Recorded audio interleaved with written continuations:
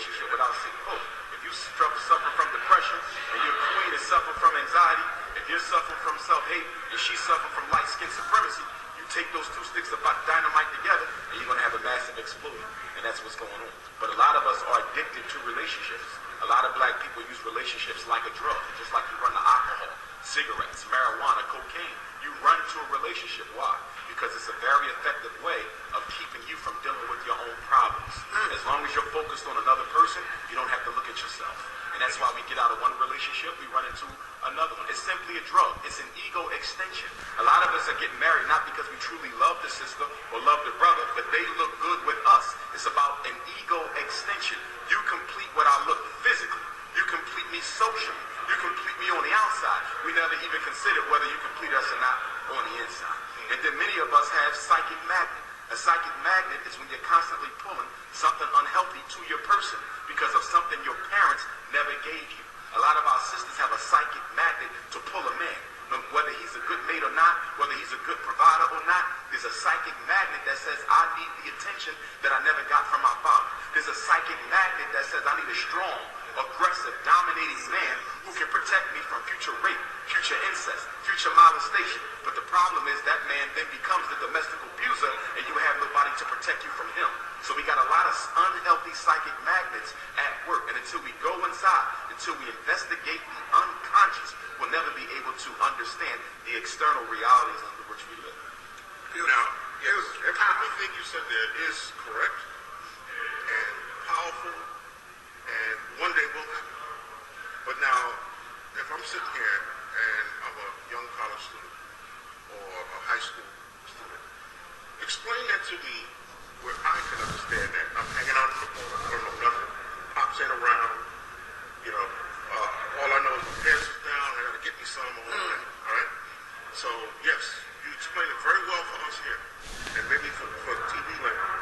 But now, if I'm a young brother on the street, and you see this brother standing out there with his pants down, probably his speech, halfway can't even read, how do you get those young brothers to understand the connection between his mother and father, who's not there, and him and his girlfriend he's trying to Good. First of all, he has to be willing to want to learn about it. And also, you have to be willing to go into the pain of your past in order to sort out your present.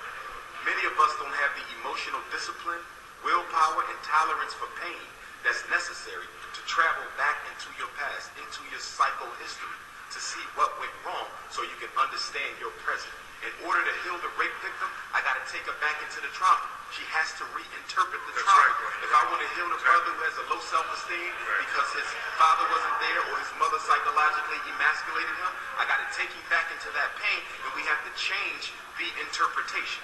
But people don't have the self-control, the discipline, the emotional discipline to go into their past. And that's why you have so many addictions in this world, and particularly in American society, which I think is probably the most unhealthy society in the Western world. Because of our pursuit of materialism, we totally neglect things that are emotional and psychological. For example, if you're dealing with an intense depression, an intense feeling of gender identity disorder, where you're flirting with whether or not you're homosexual or lesbian, if you're dealing with a dependency complex where you feel that you gotta have a woman, okay, or you gotta have a man, then what we have to do is go back into your history. Start with your childhood. The relationship we have with our mother and the relationship we have with our father, okay, is symbolic of every relationship we're going to have with anybody else, romantically or otherwise. So first we got to understand that and draw on the interpretations that you have of that relationship, because the interpretations then crystallize into core beliefs. Core beliefs about men, core beliefs about women, but most of all, core beliefs about yourself. And it is those core beliefs that are driving the way we interact with each other, whether it's a brother with a brother, or a brother with his queen, or a sister with a sister, or a sister with her king. But again, you got to have the discipline to want to face that pain. Pain is a hell of a thing. That's why we got so many crack addicts, because of pain. Alcohol addictees, because of the pain. Weed is because of the pain. People who do nothing but have sex all day, because of the pain. Drown themselves out on the radio, drown themselves out on the internet, because of the pain. The number one philosophy that we're operating under in the black community is the philosophy of escapism. And escapism says the best way to deal with your problems is to try to run as far as you can and find something to keep you distracted. Very good, brother. Very good. Powerful. Okay, now this gets a little bit harder for you, but I think you can answer it. From what I've heard from you so far, I believe you can answer this question. If you come across a young teenage brother who once was a man, who is now a homophobe, gay, all right? Whether it came from the media.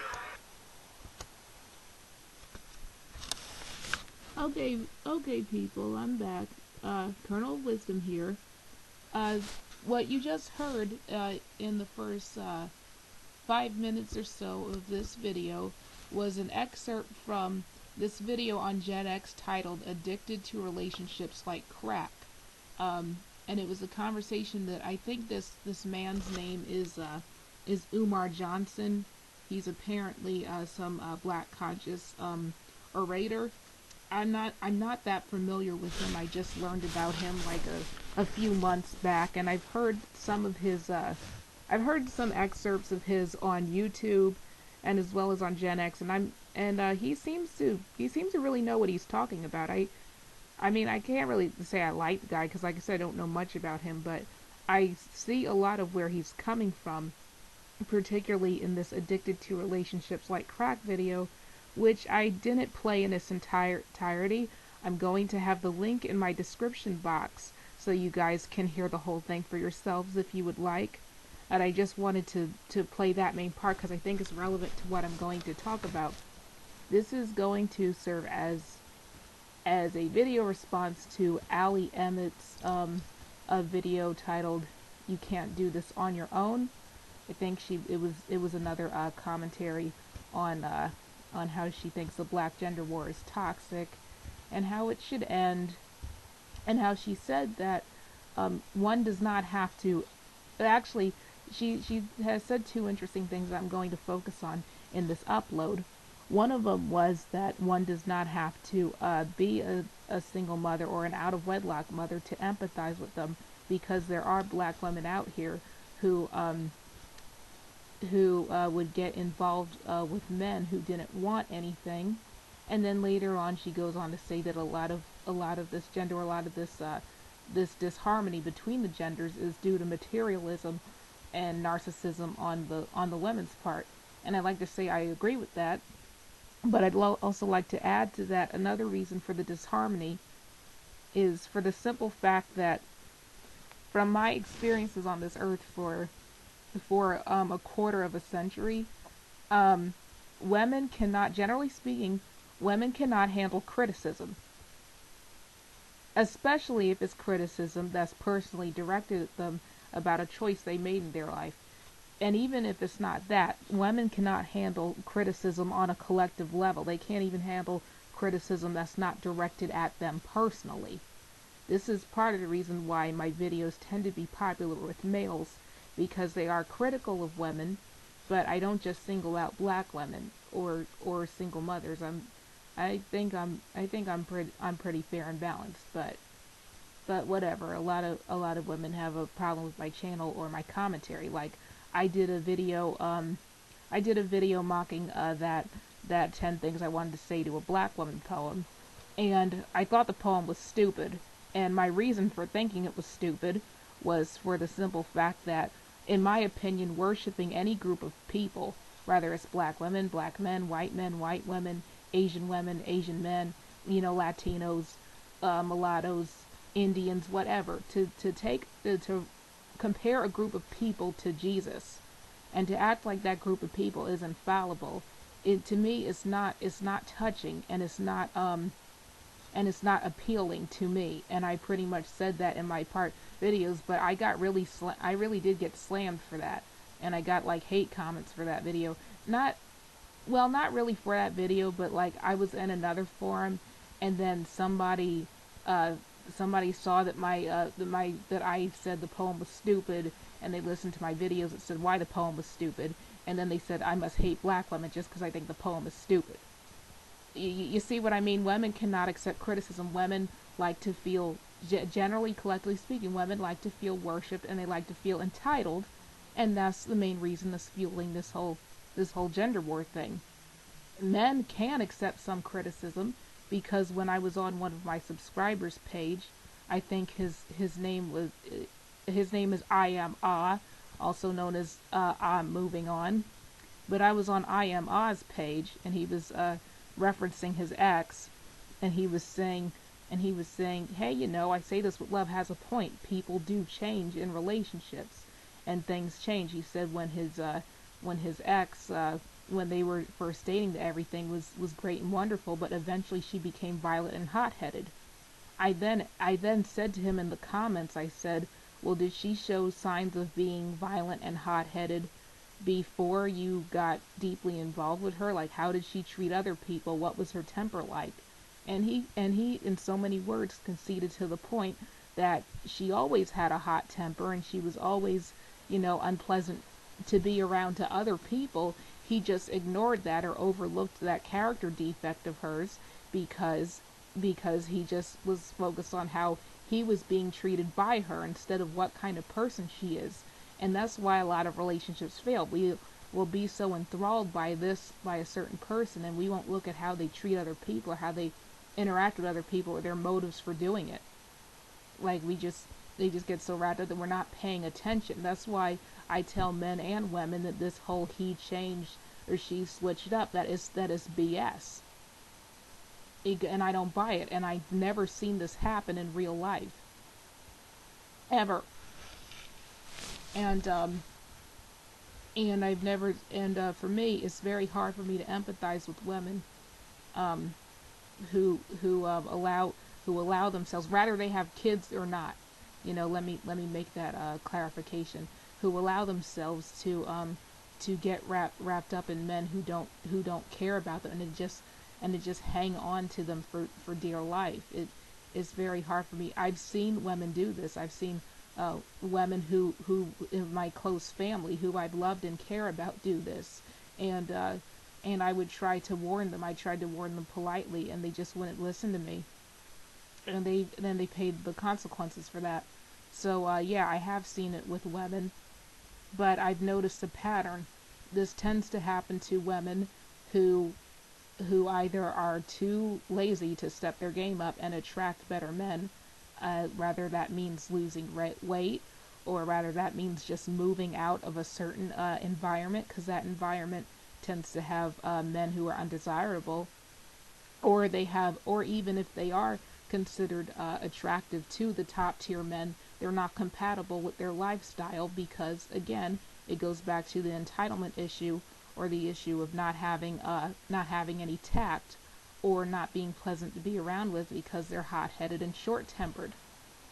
So, but as I said, women cannot handle any criticism.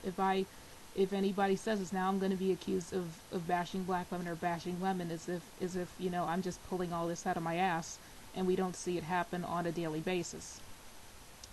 Now, on to what you said about and you said you weren't going to call him out, Allie, but we all know you're talking about Dark One's son and the failure of his marriage. And you said that the only reasonable, like, wow, reason, I'm about to say reasonable reason. That is so not redundant, right? Anyway, the only logical explanation for her to leave Dark One was either he was physically abusive, or because he cheated. But you gotta understand something, Allie. I'm really, you now, earlier when before you blocked me on your channel, you called my view outlook pessimistic, but I'm just being honest about the human condition here. There's a lot of women out here who divorce their husbands for reasons that have absolutely nothing to do with them cheating or them beating them. And sometimes they beat them. They did, even when they do beat them, they snapped and provoked the situation. Like, they kept pushing the man's buttons, or rather it's breaking his stuff, or verbally abusing him on a regular basis, or even physically threaten him, and then he whoops her. Then she wants to play the victim and divorce him. That situations like that happen. But what I'm talking about overall is that